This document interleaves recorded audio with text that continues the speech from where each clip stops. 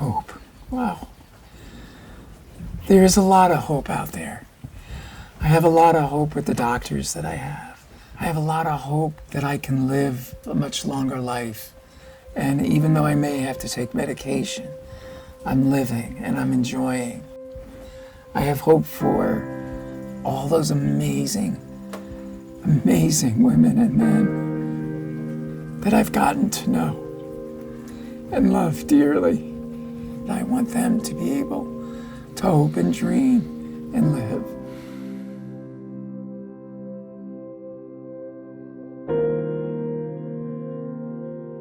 Metastatic breast cancer, also known as stage 4 breast cancer, is breast cancer that is spread to other parts of the body.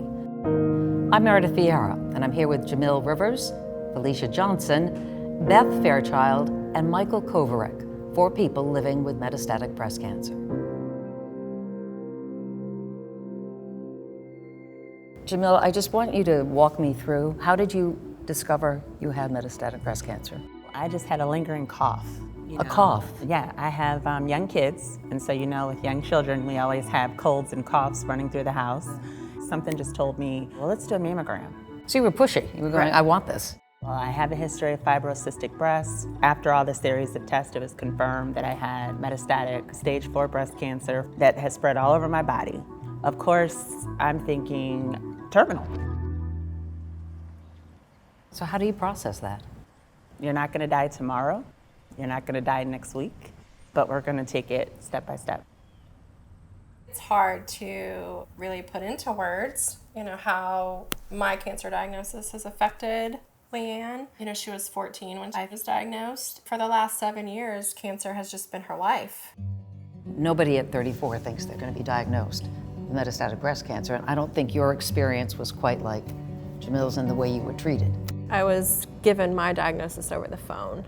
I didn't really understand. I knew stage 4 was bad. You hadn't even heard of the word metastatic. Yeah, correct me if I'm- I had never heard the word metastatic, and I didn't know that people died of breast cancer.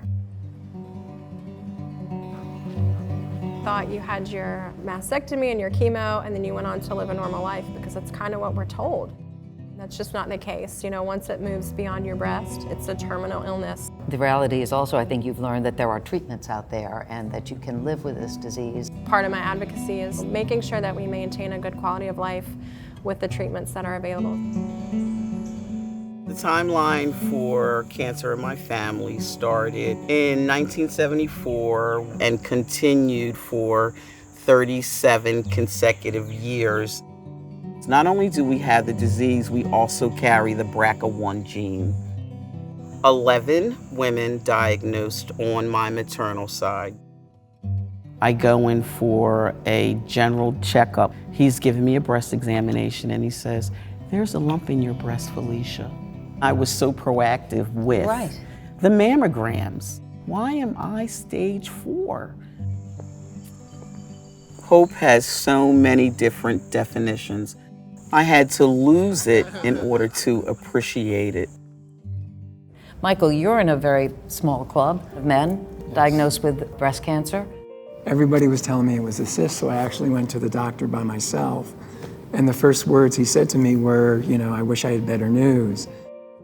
All I could hear was this voice in my head going, "Men don't get breast cancer. I've never heard of a man getting breast cancer."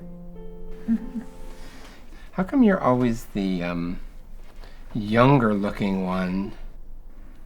I smile more. I don't know about that. If somebody is diagnosed today, what is the advice you would give them so they get the best access to information? Who knew that breast cancer was so complicated? It just put me on a path to learn as much as I possibly could to make sure that I could get the best care. And to me, the most important thing is there's someone else there with you. You're not going to hear 99% of what's being said. Having that cancer buddy or cancer coach that can give you the baby steps. Advocate for yourself. Absorb all the information that you can, because knowledge is power, and you can't ask for things that you don't know about.